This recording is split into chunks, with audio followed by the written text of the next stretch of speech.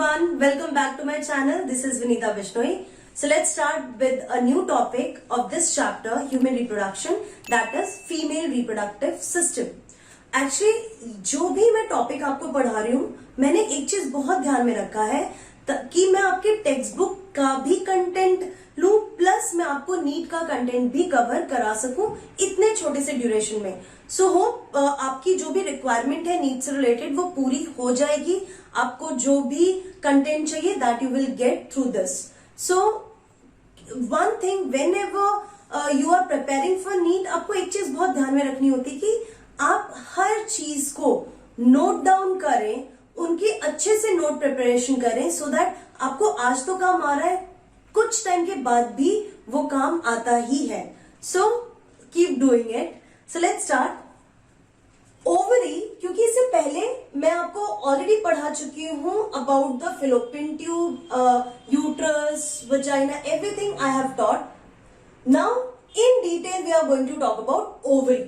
सो ये डायग्राम में आप देख सकते हैं कि जो ओवरी है वो किस तरीके से सस्पेंडेड है इन द पेल्विक रीजन. तो ये जो ओवरी होते हैं they are connected with a broad ligament. तो ये जो ब्रॉड लिगामेंट है जो सपोर्ट करते हैं ओवरी को इसकी पोजीशन में, those are connected with the ovary through a mesovarium membrane. तो इन शॉर्ट ये जो ओवरी है और ब्रॉड लिगामेंट का एक पार्ट होता है जो ओवरी को कनेक्ट होता है, दैट इज मीजोवेरियम. सो इस तरीके से ओवरी जो है वो पेल्विक रीजन में कनेक्टेड होते हैं.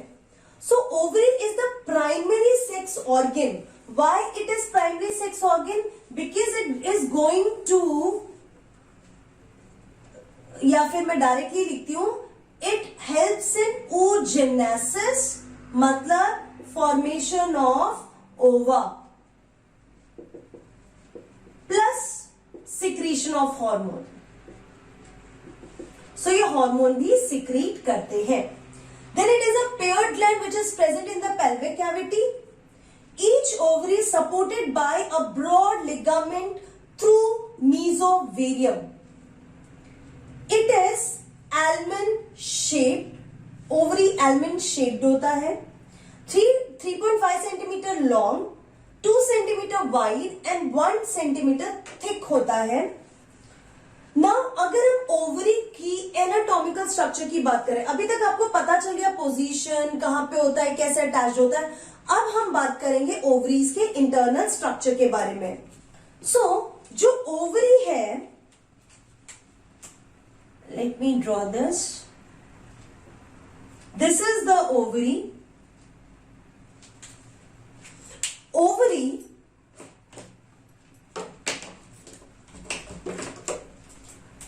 there is a covering of connective tissue, dense connective tissue. That covering is called tunica albuginea. उसके बाद there is a layer of cells in the ovary which is called germinal epithelium. So इस तरीके से germinal epithelium is there in the ovary. So ये germinal epithelium है. These are the cells.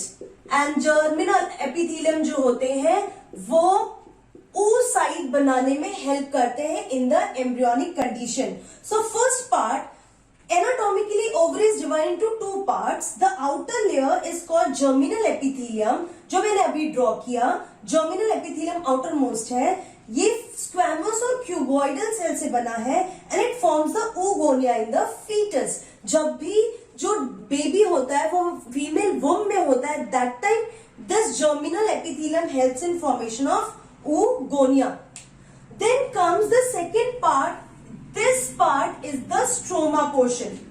ये जो stroma portion है, stroma portion में भी दो पार्टीशंस हैं. फाइन. जो बाहर वाला पोर्शन है दैट इज कॉल्ड कॉर्टेक्स. तो अभी मैं layer, this layer is tunica albuginea. Then this layer is germinal epithelium. Next is this portion is cortex जो कि स्ट्रोमा का पार्ट है, and this portion is medulla. And medulla and cortex जो है, these are the part of ovarian stroma. So what you are going to observe कि ये जो cortex वाला पार्ट है, इसमें बहुत सारे dense blood vessels, इस तरीके से blood vessels का भी होना, blood vessels भी present होते हैं. Then they are having blood vessels, follicles and reticular fibers. So these are the main two anatomical.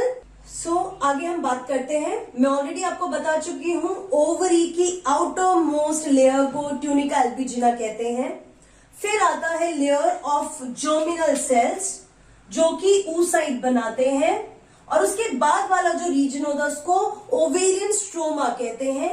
Ovarian stroma के भी दो पार्ट होते हैं. One is cortex, other is medulla. Cortex are having the follicle cells, the oocytes, and जो innermost layer है that is the medulla. अब जब भी एक गर्ल चाइल्ड का बर्थ होता है, at that time there will be millions of follicle in the ovaries. 2 to 4 million follicles होते हैं, and those follicles will have oogonia, means egg mother cell. Clear? तो egg mother cell बनाने वाला germinal epithelium है.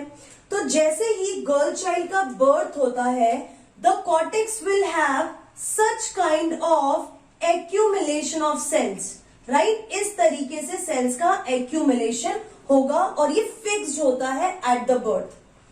No more after birth. एक बार girl child का birth हो जाता है, उसके बाद there will be no adding or no more addition of follicle will happen. Suppose for example 800 follicles है at the time of birth, तो 800 से एक भी follicle extra नहीं होगा. Then comes, अब ये फॉलिकल क्या है? Follicle is a specialised structure around oocyte. तो oocyte होता है, oocyte के अराउंड इस तरीके से सेल्स होते हैं और इस पूरे स्ट्रक्चर को हम फॉलिकल कहते हैं. So what is follicle? It is specialised structure around the oocyte. Now at the birth के टाइम पे what you will see, there is one oocyte, primordial follicle, few follicular cells. तो आप क्या देखोगे कि there will be primary oocyte और primary oocyte के side में इस तरीके से कुछ follicular cells जो है वो arranged होंगे. This is what present at the time of birth. What is present? oocyte है, oocyte के आसपास फॉलिकुलर सेल्स है, और इस पूरे स्ट्रक्चर को जो इमैच्योर स्ट्रक्चर है आप उसको प्राइमोर्डियल फॉलिकल बोलते हैं. So this structure is present at the time of birth. No more primordial follicle will be added after birth. Next at puberty.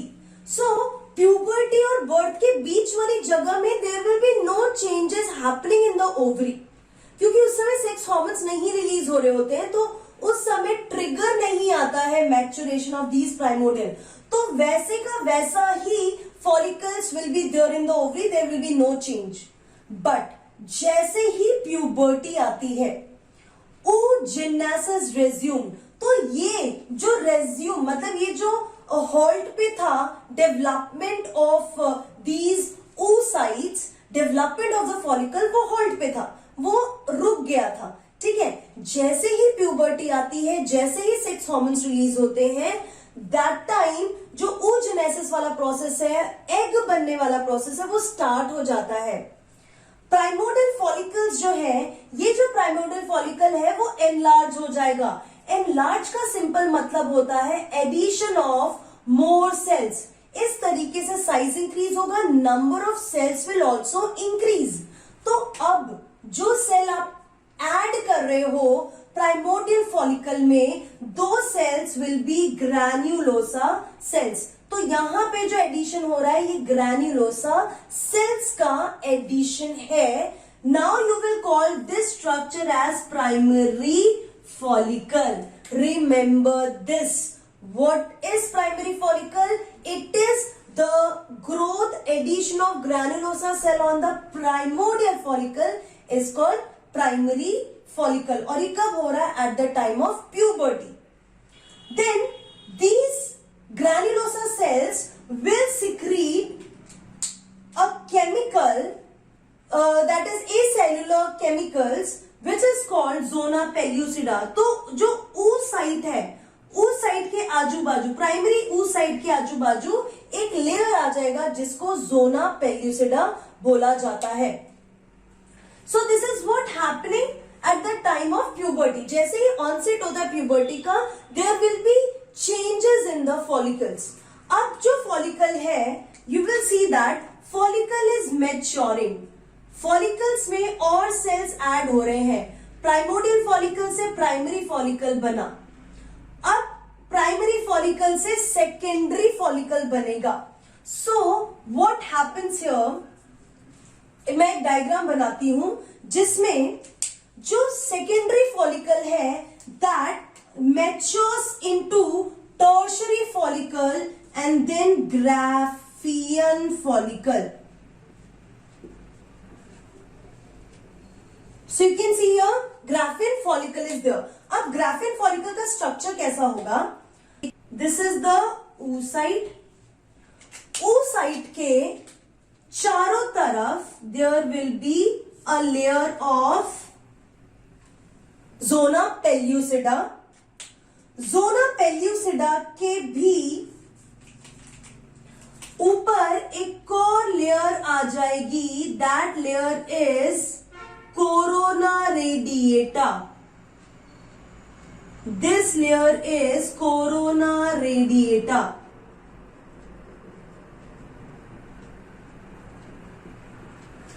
This corona radiata will be connected with, this corona radiata is connected with the layer which is called granulosa cells. Granulosa cell layer इस तरीके से granulosa cell layer है।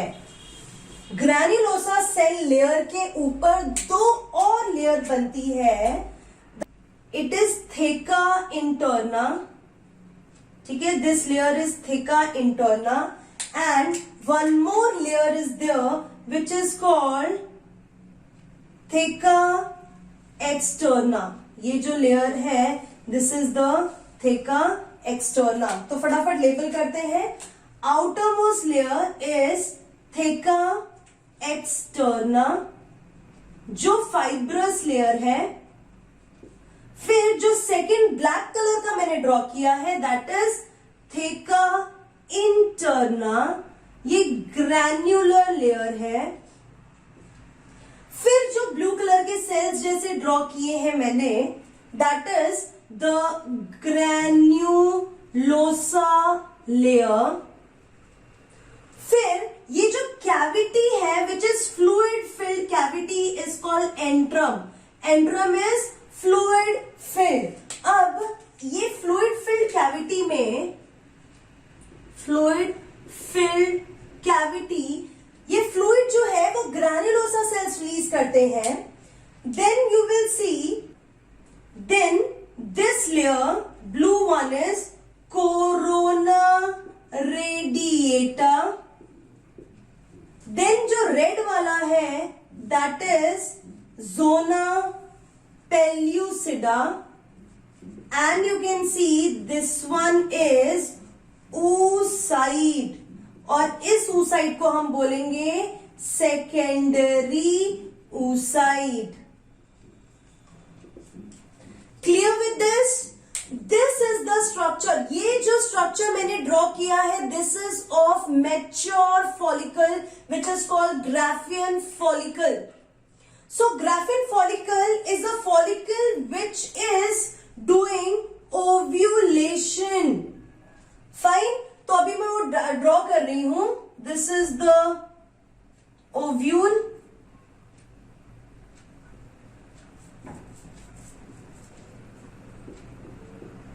this is developing ovule, secondary. Then I am drawing the Graafian follicle.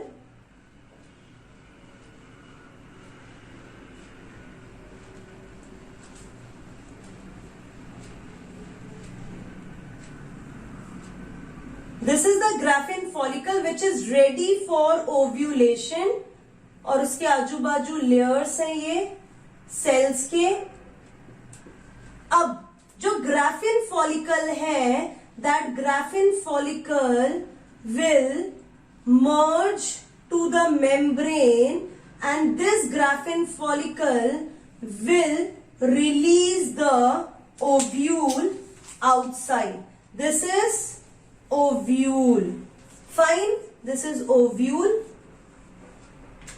और आप ये जो ovule है, it is at secondary oocyte stage. आप इस ओव्यूल को सेकेंडरी oocyte कहेंगे और ये जो मर्ज हो रहा है इस प्रोसेस को ओव्यूलेशन कहेंगे। This is Graafian follicle. अब जैसे ही ओव्यूलेशन हो जाता है, this structure is now called corpus luteum. Fine, जो कॉर्पस ल्यूटियम होता है दैट रिलीजेस प्रोजेस्टेरॉन। तो जैसे ही ओव्यूलेशन हो जाता है, that follicle, that ruptured follicle will be called corpus luteum. It is yellow colour body, इसे येलो बॉडी भी कहते हैं। ये येलो कलर का हो जाएगा। Why? Because of the accumulation of lutein. Lutein chemical के एक्यूमुलेशन से वो येलो कलर का हो जाएगा। आप उसको येलो बॉडी भी बोल सकते हैं। And that secretes progesterone, and progesterone is the pregnancy hormone. So Graafian follicles after ovulation converts into corpus luteum, जिसको आप येलो बॉडी बोल रहे हो। And this corpus luteum is going to secrete progesterone. Progesterone is called pregnancy hormone. और pregnancy hormone के नाते वो क्या करेगा? Thickening of endometrium. Clear? So again I am telling you, child birth हुआ, girl child, at the birth they are having primordial follicle. Primordial follicle के अंदर सिर्फ एक प्राइमरी oocyte होता है, इमेच्योर oocyte होता है। और फिर फॉलिकल जो है प्यूबर्टी से स्टार्ट हो जाता है मैच्योर होना, जिसको आप सेकेंडरी फॉलिकल कहेंगे। ये जितने भी फॉलिक्यूलर सेल्स हैं, these cells will secrete, follicular cells, ये जो लेयर्स है, they secrete oestrogen. Remember this, oestrogen release करना इनका काम होता है। सो क्या हुआ? अब जो प्राइमोडियल था, प्राइमोडियल फॉलिकल के ऊपर ग्रैनुलोसा सेल्स की लेयर हो गई और वो प्यूबर्टी के टाइम पे मैच्योर होने लगे। They have started secreting estrogens और ऐड होते गए लेयर। एंड देन फाइनली जो फॉलिकल था, इट हैज बिकम मैच्योर, और मैच्योर फॉलिकल को ग्राफियन फॉलिकल कहते हैं। और ग्राफियन फॉलिकल का ये स्ट्रक्चर है। Graafian follicle will release ovule and that ovule is on primary oocyte stage. तो ये जो स्टेजेस है, जब मैं oogenesis पढ़ाऊंगी, that time you will be very clear about it. तो जैसे ही ओव्यूलेशन होता है, that follicle now will be called as corpus luteum.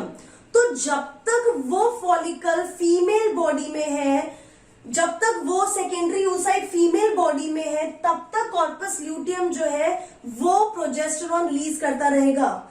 And अगर फर्टिलाइजेशन नहीं हुआ, इफ नो फर्टिलाइजेशन, तो ये जो कॉर्पस ल्यूटियम है, ये कॉर्पस एल्बिकिन्स बनाता है, कॉर्पस एल्बिकिन्स बनाएगा। कॉर्पस एल्बिकिन्स जो है वो कब बनेगा, जब फर्टिलाइजेशन नहीं हुआ। और कॉर्पस एल्बिकिन व्हाइट कलर का होता है, ये व्हाइट बॉडी होता है और धीरे धीरे ये डीजनरेट हो जाता है अगर फर्टिलाइजेशन नहीं हुआ। सपोज फर्टिलाइजेशन हो जाता है तो ये जो कॉर्पस ल्यूटियम है it will remain as it is and it will keep on increasing and it will release progesterone throughout that pregnancy period. Again I'm repeating it, अगर प्रेगनेंसी नहीं होती है, फर्टिलाइजेशन नहीं होता है, तो मेंस्ट्रुअल फ्लो स्टार्ट हो जाएगा एंड जो कॉर्पस ल्यूटियम है वो कॉर्पस एल्बिकिन्स बना देगा। बट अगर फीमेल प्रेग्नेंट हो जाती है during that time, this corpus luteum will remain same, it will keep on increasing and it will release progesterone throughout that pregnancy period. So this is all about today's video related to the ovary. ये concept आपको समझना बहुत जरूरी है। जब मैं oogenesis पढ़ाऊंगी तब भी मैं इसके थोड़े से डिटेलिंग में जाने वाली हूँ। सो डोंट वरी, अगर फिर भी आपको डाउट रहता है आप बिल्कुल मुझे मैसेज करके कमेंट बॉक्स में बता सकते हैं। I will take care of that. So see you in my next video. Till then, keep learning and be safe.